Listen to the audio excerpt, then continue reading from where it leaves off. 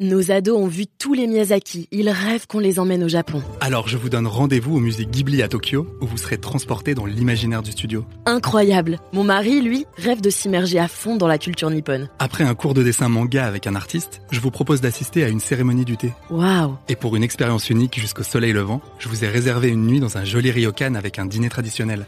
Je nous y vois déjà. Avec Marco Vasco, ne rêvez plus, vivez votre voyage l'esprit libre. Au rendez-vous sur marcovasco.fr pour imaginer votre prochain voyage sur mesure. Il y a une urgence à changer. On a besoin d'aller à l'autre bout du monde pour nous engager. Et donc de sortir à nouveau de sa zone de confort. Il me semblait qu'il y avait quelque chose d'injuste. C'est un métier qui demande du temps. De l'empathie, c'est dur. C'est dur, mais c'est tellement gratifiant de faire des... À la fois c'est génial et à la fois ça nous terrifie. S'engager, c'est prendre ses responsabilités. Et puis il y avait l'idée aussi de montrer un exemple. Et lâche rien, fonce et avance quoi. On va faire un petit tour de la toute petite librairie. Vous allez nous expliquer. Donc là, on est à l'entrée. Voilà, on est à l'entrée avec la grande table de littérature, les nouveautés en littérature. Donc une table importante parce que c'est ici qu'on présente tout ce qui sort. Donc il y a un très gros rythme sur la nouveauté. Et là, c'est la rentrée de janvier qui est présentée, mais pas que. On a gardé certaines choses qu'on a appréciées, qui ont été lues. Bonjour et bienvenue dans Les Engagés, le podcast qui donne la parole à ceux qui nous aident à voir plus loin. Aujourd'hui, nous sommes dans une librairie et pas n'importe laquelle. C'est la toute petite librairie. Nous sommes avec Hervé Belligné qui a fondé cette librairie et qui la dirige.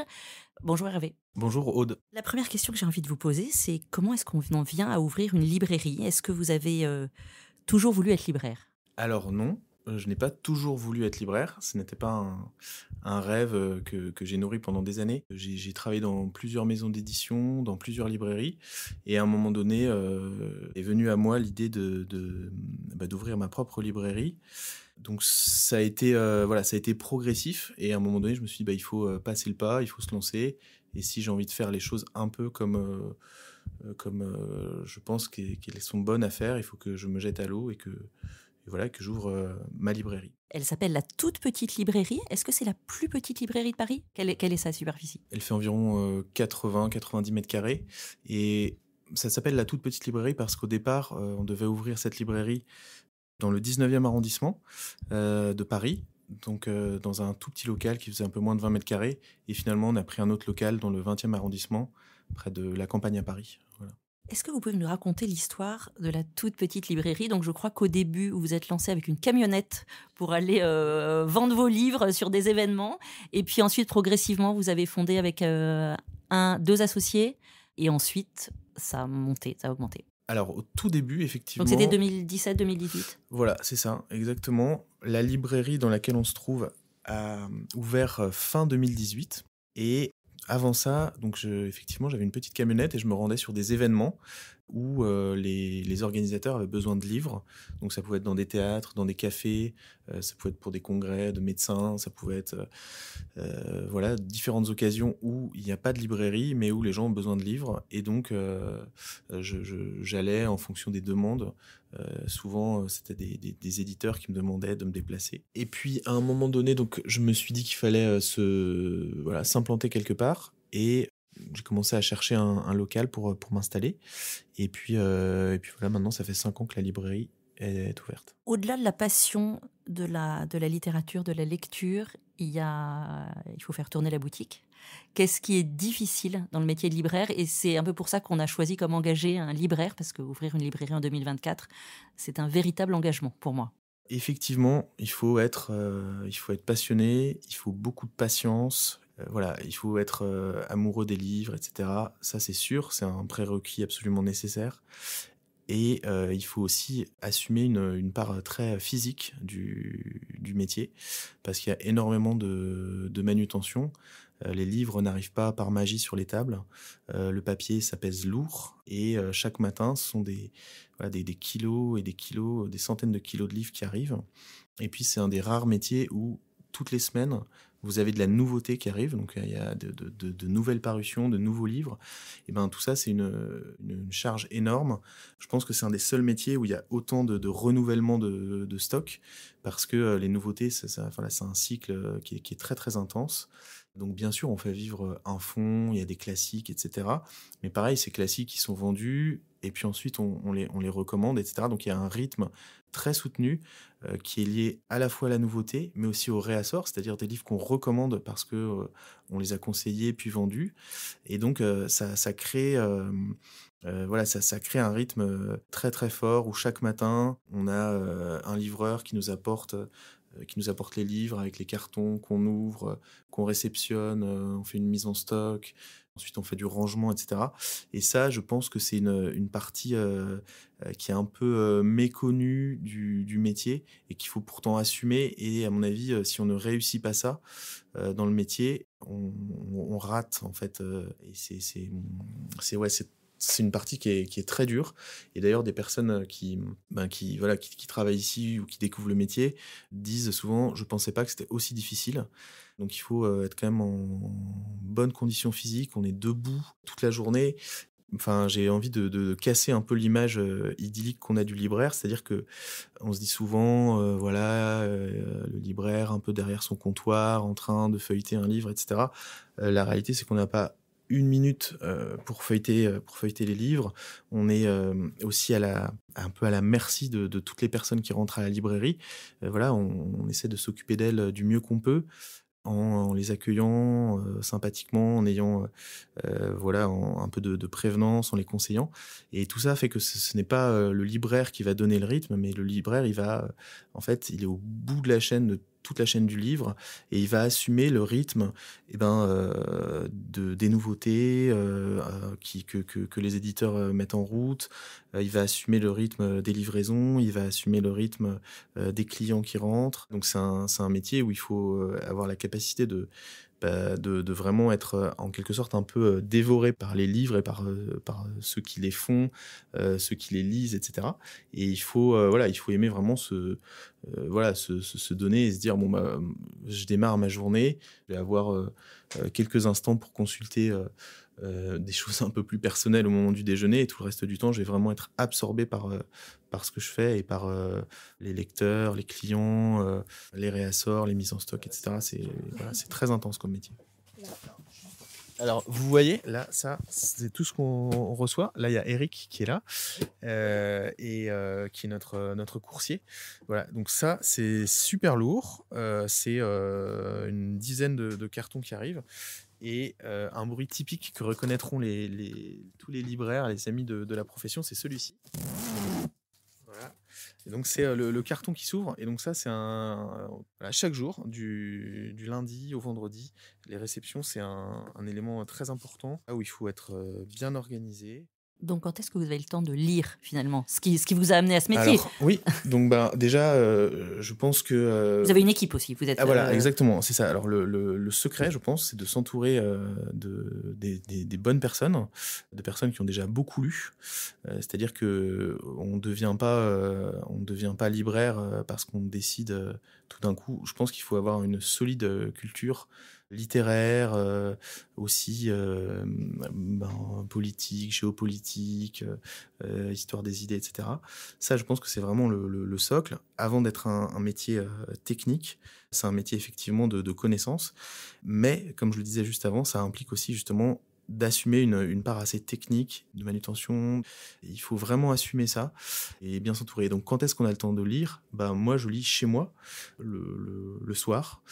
Et puis, faut accepter aussi, et ça, je le dis souvent à des personnes qui me disent « j'ai pas le temps de lire », etc. Il y a des périodes où on va vraiment dévorer parce qu'on est disposé, parce qu'on a l'esprit plus libre. Et puis, il y a des périodes où ça va être beaucoup plus âpre, on va démarrer un livre, ça va pas du tout marcher, pourtant le sujet nous intéresse ou c'est très bien écrit. Et il faut accepter qu'il y a des cycles aussi dans la vie où on lit énormément. Moi, je le dis sans peur, je lis beaucoup, beaucoup moins. J'ai deux petits garçons qui demandent beaucoup d'énergie. Mais par contre, j'ai vraiment beaucoup, beaucoup, beaucoup lu avant, et je continue à lire. Et puis, je travaille avec une équipe qui lit beaucoup. Mais vraiment, une base forte au début de solide culture littéraire, graphique aussi. Je pense à la BD.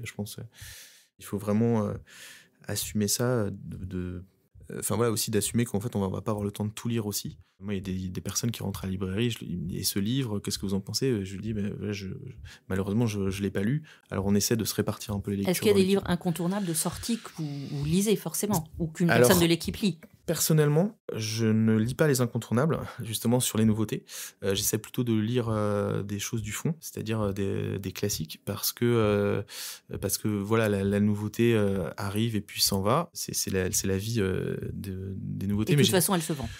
Et de toute façon, voilà, exactement, il y a des livres sur lesquels on n'a pas besoin de faire grand-chose. Par contre, je préfère me battre sur certains livres qui sont bons, mais qui bénéficient de moins de relais. Enfin, voilà, je pense à... Il y a Marianne Rotig qui a publié 2 livres chez Gallimard. Nous, on s'est énormément battus pour ces livres. Je ne sais même pas si ces livres seront sortis en poche, etc. Pourtant, ce sont d'excellents livres. Et donc, nous, on se bat plus pour des livres comme ça, ici. Des livres qui bénéficient de moins de publicité médiatique. Exactement. Ce n'est pas un secret de dire que les écrans sont omniprésents et que, en ce moment, ouvrir un rayon jeunesse, c'est un peu un défi. Et vous allez ouvrir un rayon jeunesse. C'est vrai que ce qui est intéressant dans une librairie générale, c'est de s'adresser à toutes les personnes qui peuvent passer. Et c'est un véritable défi. Donc il faut avoir cette capacité à proposer de bonnes lectures sans être spécialiste à toutes les personnes qui passent à la librairie. Et je pense que c'est de plus en plus dur parce que voilà, les gens ont un peu leur marotte à chaque fois. Et donc, être une librairie générale, c'est un véritable défi parce qu'il faut beaucoup de curiosité. On passe justement des petits livres pour enfants à des essais géopolitiques, en passant par de la littérature ou de la poésie un peu plus pointue.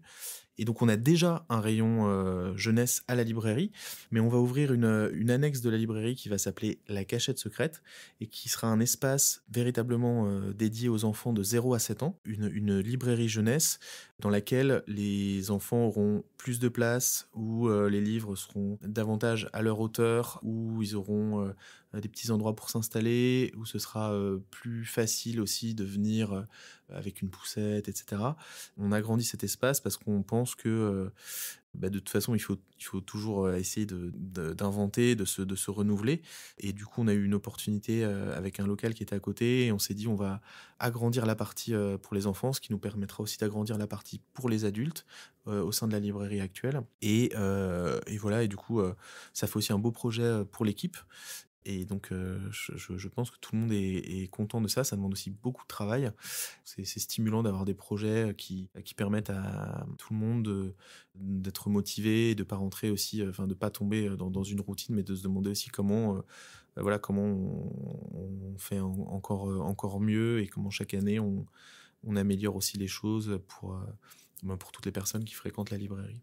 Pour faire vivre une librairie qui est dans le 20e, dont la clientèle, j'imagine, est une clientèle de quartier, mais qui vient aussi de plus loin, dans Paris. Alors, nous, on est vraiment une clientèle de quartier. Et au tout début, quand je me suis dit, il faut que la librairie s'installe à un endroit, j'ai vraiment réfléchi en termes de zone, si vous voulez. Le 20e arrondissement de Paris est un endroit très très peuplé et ça a été un des critères d'installation de la librairie. Moi, je vivais là déjà depuis plusieurs années. Mais je me suis dit, en fait, c'est vraiment ici qu'il faut installer la librairie parce qu'il y a des librairies qui s'installent dans des lieux de passage. Mais ce qui va faire le potentiel succès d'une librairie, c'est parce que vous avez des clients fidèles qui aiment y revenir, qui s'attachent aux recommandations que vous leur faites, qui s'attachent au lieu aussi. Je crois beaucoup à la magie de certains lieux. Et c'est vrai que la librairie a un côté assez accueillant, où les gens se sentent bien.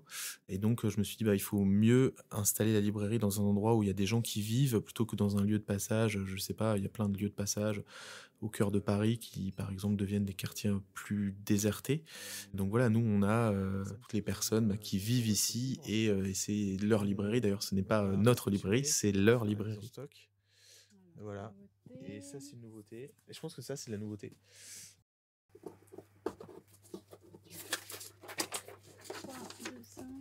Donc là, qu'est-ce que vous faites J'en ai 16. Donc là, je compte pour... en fait, on vérifie comme ça que ce qu'ils nous envoient, il n'y a pas d'erreur de préparation de leur côté. Et donc j'en pile un pour juste avoir... Attention. Et là, en gros...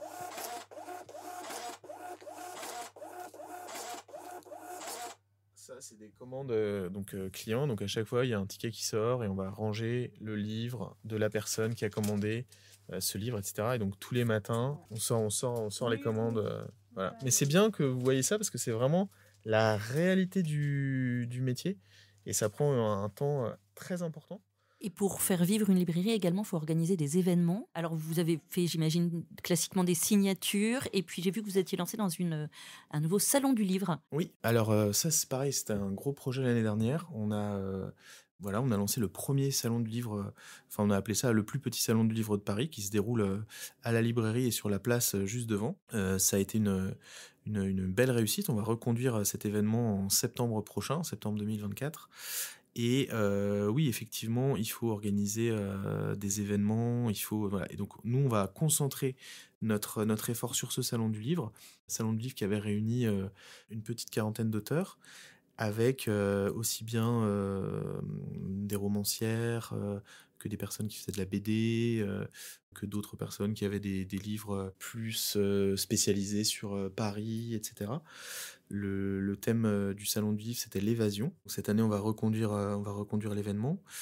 Je pense que c'est important de dire que tout ça se fait parce qu'on travaille avec d'autres, parce qu'on travaille avec une équipe, parce que sur notre chemin, on a une subvention, par exemple, du CNL, par exemple, de la ville de Paris, etc. En fait, c'est pas pour remercier, etc., mais de dire qu'on est souvent aidé. Et moi, je voudrais vraiment remercier toutes les personnes qui m'ont aidé déjà personnellement, qui soutiennent aussi la librairie. Mais en fait, souvent, il y a des personnes qui nous aident. Tout le temps, en fait, il y a tous les jours des gens qui nous aident. Alors, ça peut être pour quelque chose de pratique, mais ça peut être aussi du soutien, etc. Et ça, je trouve que ça donne énormément de force, ça donne aussi de la joie. Et je pense que c'est ça qui est important. Moi, c'est ça qui m'a vraiment aidé à plusieurs reprises, de me dire, mais voilà, en fait, on reçoit beaucoup, beaucoup de choses. En tout cas, moi, j'ai énormément reçu. Et je me dis, mais voilà, comment aussi, à travers la librairie, nous, on accueille des centaines de personnes. Par jour, on accueille environ 100 personnes à la librairie, même plus en fait. Et voilà comment oui, bien sûr, on conseille des livres, mais on écoute aussi des gens, on rend un service. Parfois, il y a des personnes qui viennent parce que elles sont dans un moment un peu triste, parce qu'elles sont seules ou parce qu'elles traversent une période difficile. C'est pas notre premier rôle d'écouter, mais en fait, chaque jour, on écoute des dizaines de personnes qui viennent avec une requête particulière, soit pour un livre précis, etc. Mais au fond, elles cherchent aussi un peu autre chose. Et donc, du coup, on écoute, voilà. Et donc, moi, je me dis, tout ce qu'on fait là à la librairie, c'est aussi une façon un peu de rendre ce qu'on reçoit, les coups de main, les coups de pouce qu'on a, et notamment les coups de pouce qu'on a de nos clients eux-mêmes qui soutiennent énormément la librairie. Notamment pendant le confinement, on a été énormément aidés, soutenus pour que la librairie tienne, pour que la librairie reste. Elle est toujours là. Le podcast s'appelle Les Engagés, donc voilà, on n'est pas engagé tout seul. C'est le fruit de plein de choses. Aujourd'hui, c'est ma pomme qui est interviewée, mais la librairie, elle est le fruit de dizaines de personnes qui ont fait que la librairie est comme elle est aujourd'hui, quoi. On en vient à la fin de notre interview et la question traditionnelle de notre podcast Les Engagés, c'est si vous étiez à ma place, quel engagé inviteriez-vous ? Alors, j'irais rencontrer deux engagés, très très engagés, qui sont Stéphane Bajnoff et Philippe Carouchet, qui sont les dirigeants d'une société qui fabrique des chaussures dans le Béarn. Cette société s'appelle Le Soulor et fabrique des chaussures depuis 100 ans. Et ils ont repris un atelier qui allait s'arrêter. Et la particularité, c'est qu'ils fabriquent des chaussures qui sont montées à la main, avec une technique particulière qui s'appelle le cousu norvégien, qui demande un savoir-faire tout à fait exceptionnel.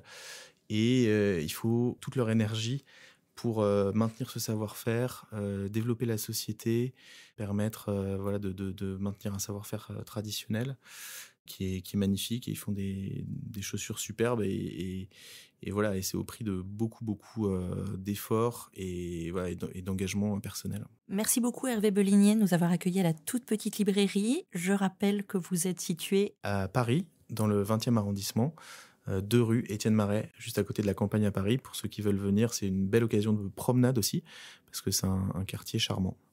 Merci beaucoup. Merci d'avoir écouté ce podcast. Je suis Aude Cérès, rédactrice en chef au Figaro. Vous pouvez nous retrouver sur Figaro Radio, lefigaro.fr et toutes les plateformes d'écoute. Si vous avez aimé ce podcast, n'oubliez pas de vous abonner et de donner votre avis sur Apple Podcasts et Spotify. À bientôt.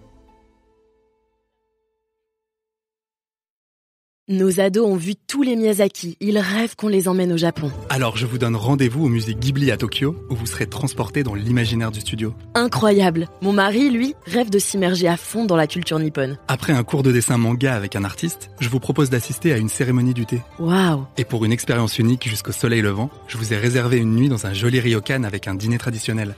Je nous y vois déjà. Avec Marco Vasco, ne rêvez plus, vivez votre voyage l'esprit libre. Au rendez-vous sur marcovasco.fr pour imaginer votre prochain voyage sur mesure.